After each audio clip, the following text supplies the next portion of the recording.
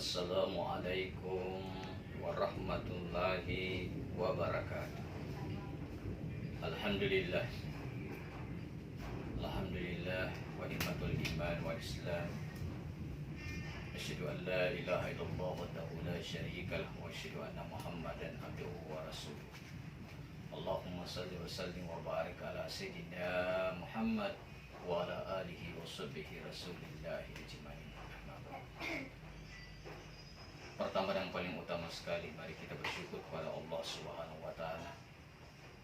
Allah masih memberikan kita kesehatan dan kesempatan di hari yang ketujuh ini dalam menjalankan ibadah puasa. Apa kabar semuanya anak didikku sekalian di rumah? Tetap selalu aktif belajarnya dan jaga kesehatan. Begitu juga Bapak Ibu orang tua senantiasa memantau anaknya. Terima kasih atas partisipasinya, kerjasamanya untuk bagaimana anak kita menjadi generasi-generasi yang Qur'ani, generasi yang berakhlak mulia, insya Allah menjadi pemimpin masa depan, pemimpin yang arif, adil dan bijaksana. Bapak, Ibu, serta anak didikku sekalian, pada kesempatan di hari yang ketujuh ini, tausiah kita menyambut buka puasa, yakni mensyukuri nikmat Allah. Di dalam Al-Quran Al-Karim, Allah menyampaikan kata-kata syukur itu sampai 75 kali. Begitu juga kata-kata bala sampai 75 kali. Tentu ada hikmah yang tersimpan. Mengapa 75 kali Allah menyampaikan kata-kata syukur dan 75 kali Allah menyampaikan kata-kata bala? Hikmahnya adalah agar kita ketika diberikan musibah oleh Allah, ujian oleh Allah, supaya kita tetap bersabar. Kita harus melihat ke bawah. Kalau kita diberikan ujian seperti ini, mungkin lebih dahsyat lagi diberikan ujian cobaan kepada saudara-saudara kita.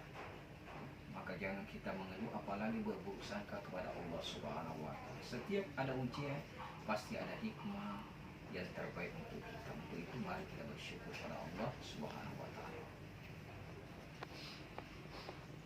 Syukur dari kamus bahasa Arab dan Indonesia, asal katanya syakar, yashkuru, syukran, tasyakkar.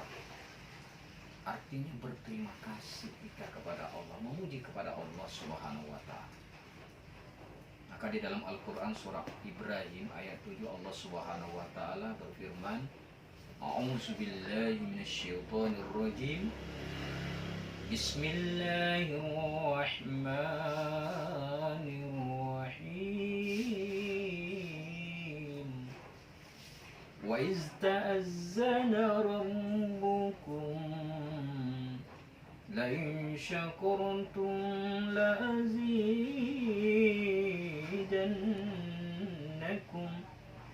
ولئن كفرتم إن عذابي لشديد. صدق الله العظيم وصدق رسوله النبي الكريم ونحن على ذلك من الشاهدين والشاكرين والحمد لله رب العالمين.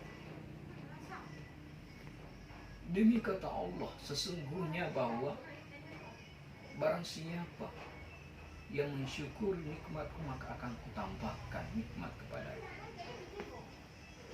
Dan barang siapa yang mengkufur, tidak bersyukur atas nikmatku, maka akan suatu siksaan yang pedih akan menimpanya nanti di hari kelak. Mudah-mudahan kita sebagai hamba Allah senantiasa mensyukur nikmat Allah Subhanahu wa taala. Utamanya nikmat iman, nikmat Islam. Ini hidayah yang terbesar buat kita. Ini nikmat hidayah yang terbesar buat kita. Maka dari itu, suatu riwayat singkat, dahulu di zaman Bani Israel ada 3 manusia yang Allah uji. Yang satunya terkena penyakit kusta. Yang kedua, penyakit kepalanya tidak bisa ditumbuhi rambut, alias botak. Dan yang ketiga, matanya buta. Dan ketiga orang ini Allah uji. Allah perintahkan kepada malaikat Jibril untuk turun ke bumi. Maka ketika sampai, yang pertama adalah orang yang terkena penyakit kusta. Setelah ditemui, diberitahu, mau nggak penyakitmu ini sembuh, sehat seperti semula? Tentu saja saya mau, kata orang yang terkena penyakit kusta. Lalu diusap, langsung sembuh. Dan kemudian sebelum berpisah, malaikat Jibril memberikan seekor unta yang sudah hamil agar dipelihara supaya berkembang biak. Kemudian yang kedua adalah orang yang terkena penyakit yang rambut kepalanya tidak bisa tumbuh rambut. Diuji dia, diberitahu juga, mau nggak kepalamu ditumbuhi rambut? Ya mau sekali, saya senang sekali. Tak enak diejek-ejek oleh teman saya, kepala botak licin. Dan alhamdulillah rambutnya kembali bisa tumbuh. Dan diberikan seekor sapi yang sudah hamil.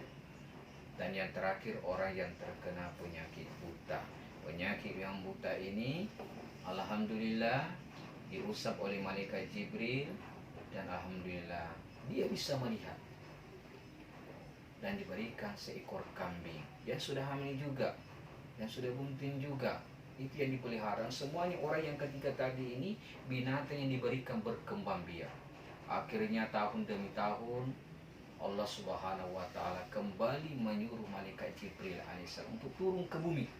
Maka malaikat Jibril melaksanakan perintah Allah.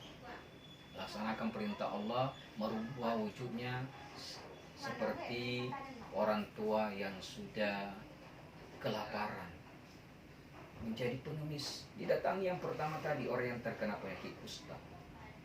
Apa kata malaikat Jibril? Hari ini saya tidak ada makan. Sudah seharian saya tidak makan. Saya minta makan, minta sedekah.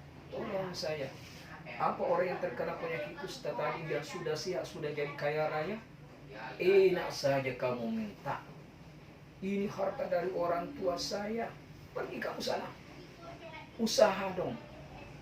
Pergi malaikat Jibril dan berkata, sebelum kita berpisah, sekayaknya saya ingat kamu dulu ini yang terkena penyakit kusta ya.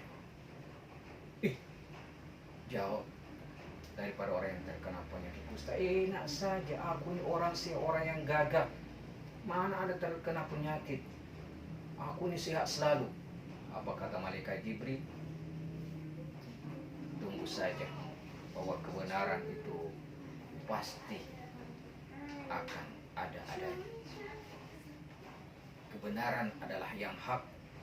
Maka ketika berpisah, apa yang terjadi? Orang yang terkena penyakit kusta tadi yang sudah kaya raya kembali asalnya semula, menjadi dia kusta lagi, dan binatang-binatang peliharanya pun semuanya mati. Kemudian malaikat Jibril pergi lagi menguji kepada orang yang rambutnya tadi yang tidak bisa tumbuh, kepalanya botak. Malaikat Jibril menguji juga seperti semula, seperti pengemis minta-minta. Saya belum makan hari ini, tolong saya, bantu saya. Bantu saya. Apa kata orang yang botak licin ini, yang sudah rambutnya sudah gondrong, sudah gantung kayak raja? Enak aja kamu, usaha dong, ini harta warisan orang tua saya. Enak aja kau ini, pergi ke sana.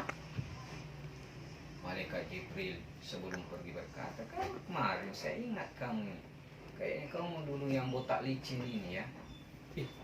Kurang ajar kau ini. Mana ada aku botak licin, aku orang ganteng di dunia. Pergi kau sana. Oh, kata malaikat Jibril, saya hanya mengujimu.